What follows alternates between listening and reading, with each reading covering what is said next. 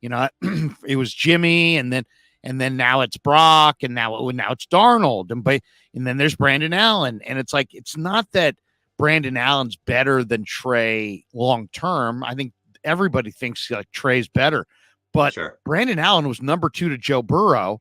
Sam Darnold started games at the end of the year. These guys came here. Somebody sold them on coming here. And I would have loved to have been a fly on the wall when the 49ers were talking to those two quarterbacks' agents and what they said exactly to influence them to come here, because the one that is amazing to me the most is Brandon Allen. Brandon Allen was a Joe Burrow hamstring injury away from being the Bengals starter, right? And now it looks like he's on a trajectory to go through camp and be waived by the 49ers. And then if nobody picks him up, placed on a practice squad for the 49ers, and the practice squad guys make a fraction of what the 53-man roster guys make. So what a tumble for that guy. I just got to think that that he's here with at least a chance to make the roster. Otherwise, are you telling me in a league with 100 quarterbacks getting employment that Brandon Allen couldn't find a better job since he was number 2 in Cincy? He couldn't find a number 3 job anywhere around the NFL, and he chose to be the number 4 guy here. So there's some things here that aren't really adding up if you really flesh it all out. And that's funny, because I made that same point when it's not that Brandon Allen is this great quarterback. It's not that he's a starting quarterback. It's not that he's better than Trey Lance or anything like that. It's that Brandon Allen is a backup quarterback in the NFL, for whatever that means. He is. And he was the backup to one of the most important players in the NFL. He was, like you said, a hamstring injury away from being handed the keys to a Super Bowl ready roster. He's going to come here and be the 4th stringer. It's just weird.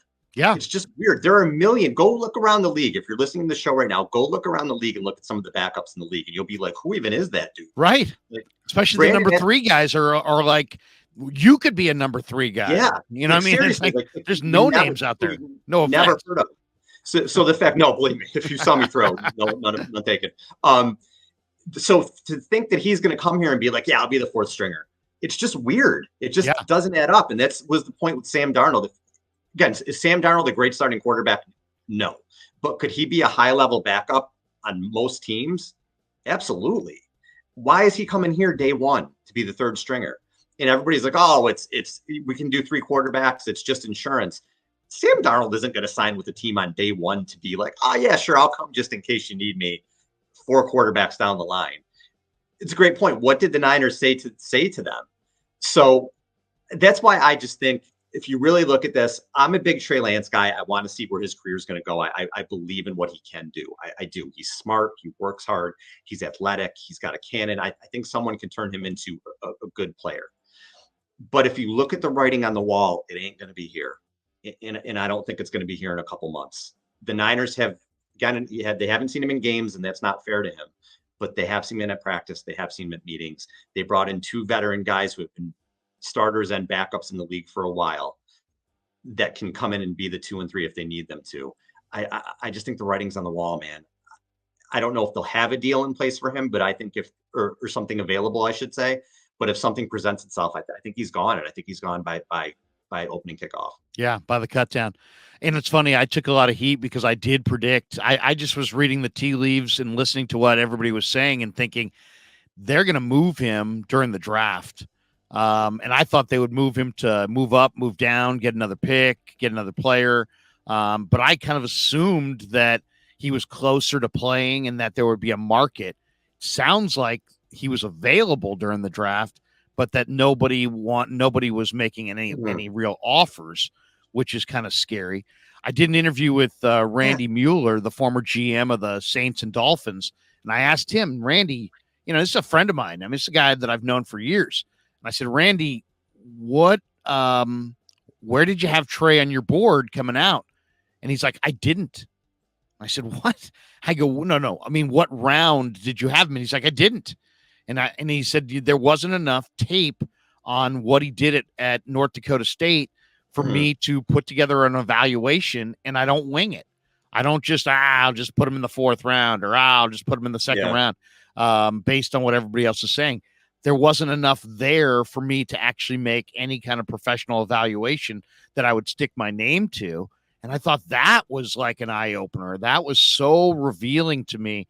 And it just makes me wonder, if the Niners had not taken Trey at 3, where would he actually have been taken?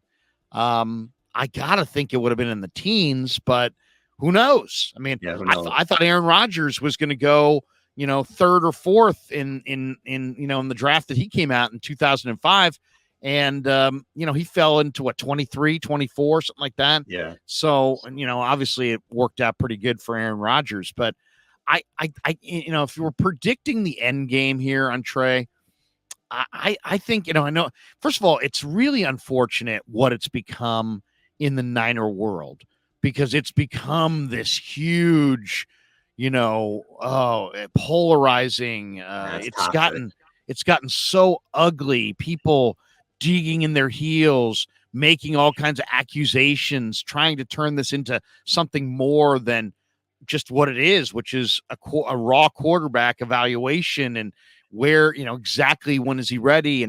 And so I think there's just an awful lot of people who are so, and no team's going to ever say anything bad about anybody, nor should they, right? No, people are hanging on that. Every time somebody says something positive about Trey, it's like, see, they're talking positive. Yeah. There's no reason to bash Trey Lance. He didn't draft himself, and he didn't make himself this raw. And you know what I mean? This whole situation is just situational.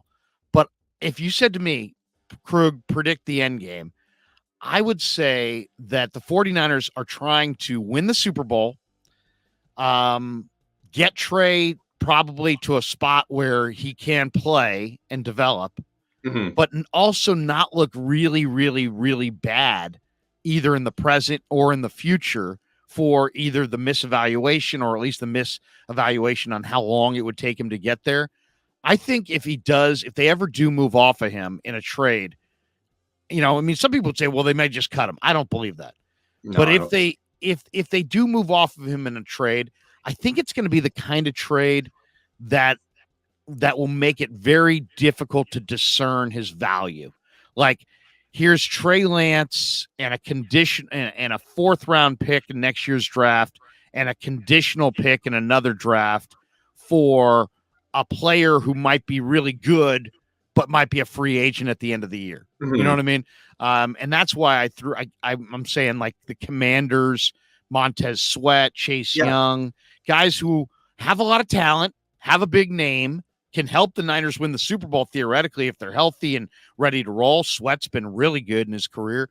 Young's got unbelievable talent, but has been hurt, as you know.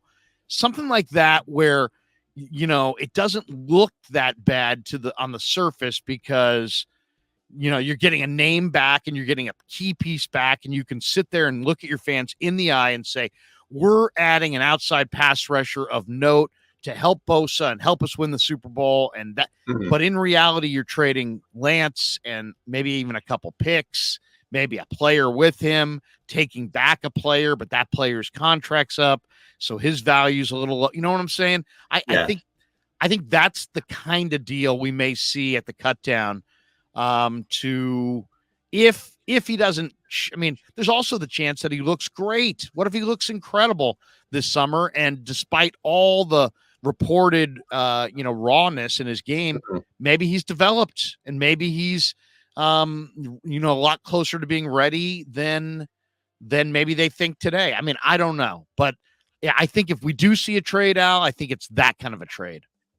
And if we don't, that worries me too. So you brought up Washington. That's a good, like, they have Sam. Are they really that excited about Sam Howell and Jacoby Brissett? Like, they wouldn't take a flyer on somebody like Lance. And if they don't, does that say that the league has soured on him too? So I feel for the kid, because he needed to end up in a place like CJ Stroud is in right now. Just a team like the Texans, who year one. Yeah, they're not going to do anything. Nobody expects anything. Just go out there and throw 20 picks if you have to.